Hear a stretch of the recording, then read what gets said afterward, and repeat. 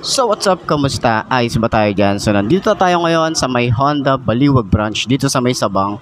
Para sa update natin, meron ng available ngayon dito na 2024 Honda Click 125 Special Edition.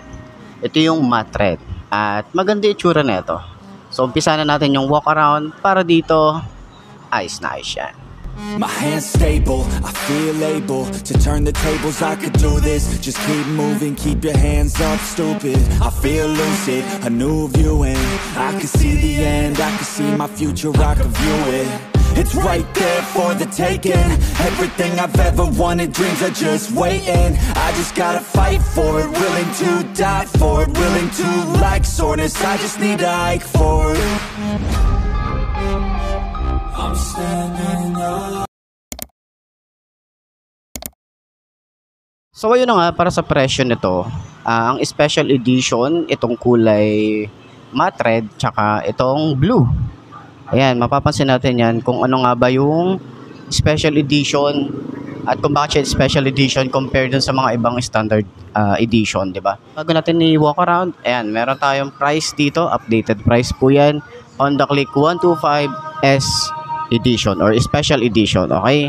So 83,900, 7,000 yung down payment dito at yung monthly, and then dito naman is rebate siya. So sa standard, ito siya. Ayan, medyo mas mataas ng down payment, tsaka syempre yung cash dun sa special edition at yung kanyang monthly. Syempre ano nga ba yung special edition? Bakit yung special edition? Dahil dito sa color variant niya, tsaka dito sa mugs, ayan, naka kulay brown kasi sa standard is naka black, and then meron tayo ritong brown din or parang gold yung datingan niya, then dito rin yung mugs, yan, kaya siya special edition. Tapos yung decals mas aggressive, mas futuristic yung datingan, lalo dito sa gilid, kita niyo yan. Yan yung special edition. Yan, napaka-forma ng itsura niya. Tapos napakaganda ng color variant niya. Tapos bihira ka masyadong makakita ng matte finish na kulay red. Ayan, o, diba? So ngayon ko lang nakita to dito sa branch na to. Halos karamihan kasi na pumupunta ako dito is yung kulay blue na special, tapos yung mga standard version. Pero at least, diba, nakita na ulit natin. Napaka-forma, napaka-pogi ng datingan talaga. Kapag kulay red, iba talaga yung effect sa akin, or iba yung tingin ko sa kulay red na matte finish, tapos ganito kaganda yung motorcycle. So walk around pa rin natin yan para dun sa mga naghahanap or bagong subscriber natin, diba? So ayun nga, si special features, meron tayo ritong brake lock. Ayan, maganda yung quality. Gusto ko yung paint job nito, yung combination ng kulay matte black tapos and then matte red.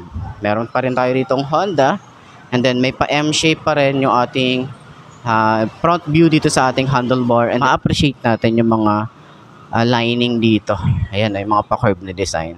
Pagbaba natin, may PGM FI tayo rito, may pa M-shape pa rin tayo rito, and then signal light, LED, park light, and then meron tayong mga design dito na split type. Meron tayong decals na napakaganda ng itsura.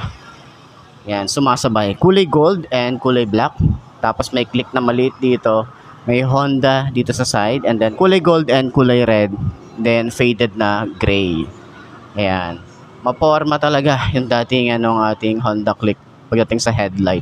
Yan talaga yung signature ni Honda Click eh. And then para tayo may mga winglet dito kasi may mga patulis siya na design.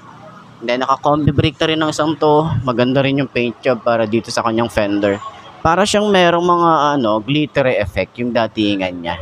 Naka-telescopic fork, paint job din, maganda rin dito.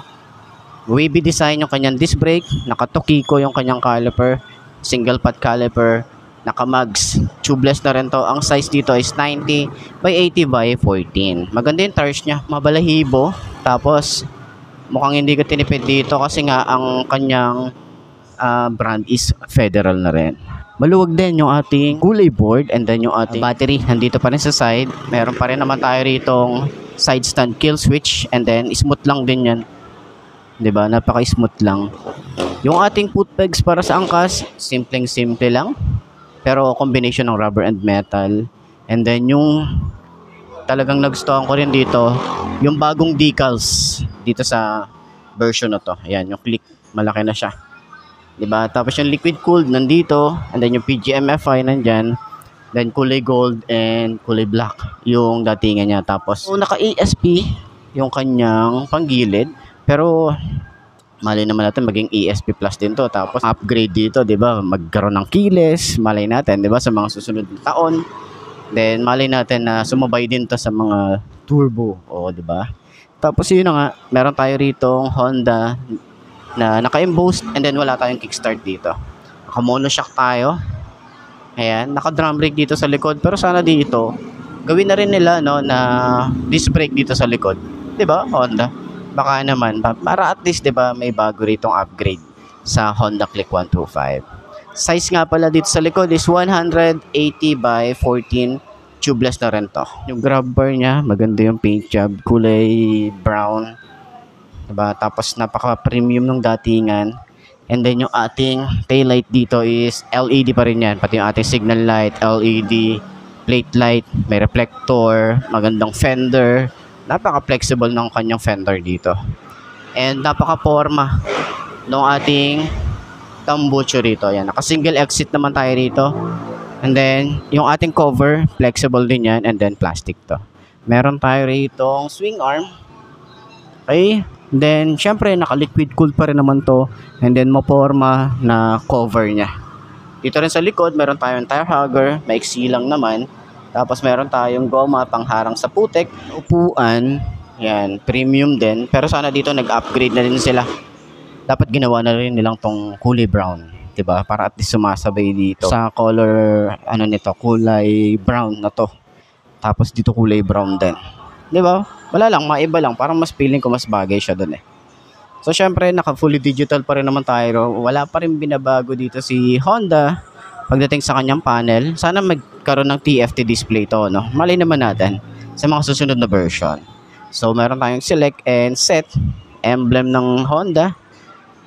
Yung kanyang switches, premium pa rin yung datingan. So naka-automatic on na nga pala yung kanyang lights kapag in-start niyo yung motorcycle. So dito naman sa side, yung switches niya is electric starter lang. Dito sa side, ito yung combi brake din ng Honda. Ayan oh. Ito rin oh. 'Di ba? So same na rin pala ng mga nakikita natin na combi brake. Nandito yung wire. So, ganun na rin pala yung combi brake ni Honda Click, no? So, ayan, maganda yung kanyang lever, malapad. Kita nyo yan, malapad yung kanyang lever. Dito rin sa side, iba yung design dito sa side. Tapos dito naman, meron tayong high and low. Wala siyang flasher, wala rin siyang hazard switch, no? Sana dito mag-upgrade din sila or additional. Busina and then signal light. Dito naman, sa baba, meron tayong side pocket at meron din tayo ritong USB charging port. Ayan. Tapos, malalim yung ating side pocket. Okay. So, utility hook, meron din tayo rito. Ito nga pala ay disusi pa din. So, sana meron silang variant na keyless para at least dun sa may mga gusto ng naka-keyless, di ba? Eh, meron tayong option. Yan. May shutter lock din naman tayo rito. And then, dito rin binubuksan yung ating seat. Hindi natin mabuksan kasi nga wala yung susi rito. Pero ayun na nga, para dun sa lahat ng mga gustong kumuha, puntahan nyo rito sa may Honda Baliwag branch. Available sila ng isang unit dito ng special edition na matte red. So ngayon, sakyan naman natin itong motorcycle para at least makita natin or mapakita ko sa inyo kung abot ba ng 5'2" na kagaya ko.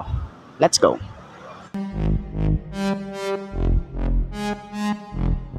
My hands stable, I feel able to turn the tables, I could do this. Just keep moving, keep your hands up, stupid. I feel lucid, a new view and I can see the end, I can see my future, I can view it.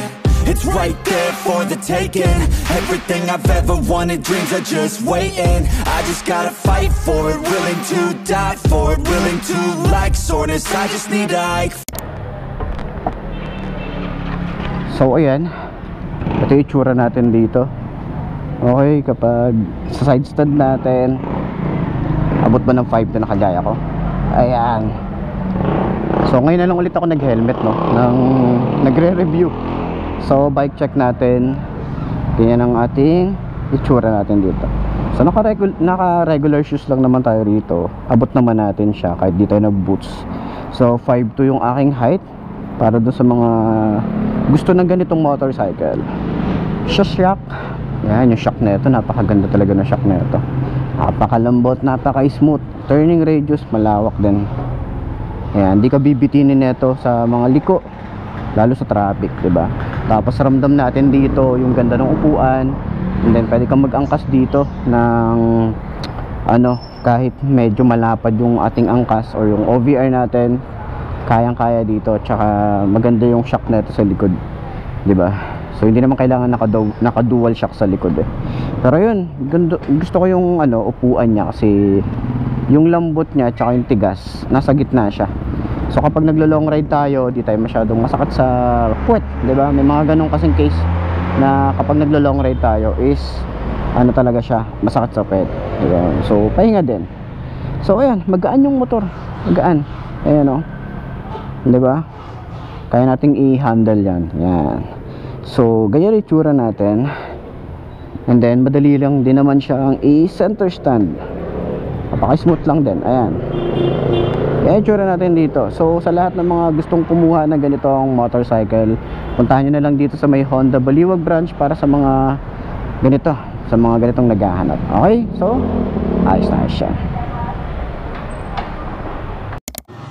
So yun mga best, no, ito na ba ang motor na babagi sa'yo? Kung ito na nga ay markahan mo na yan at mag-subscribe ka na sa aking YouTube channel, i-click mo na rin yung notification bell para updated ka sa lahat ng videos na upload natin. Dito araw-araw, so laging tatandaan, wala sa brand ng motor ang itatagal yan. Kung di na sa pag-aalaga mo yan, tatagal yan, ayos na ayos yan. So kita na lang ulit tayo bukas. I'm Mark D. Ciao. Maraming salamat sa inyo. Babush. Haha.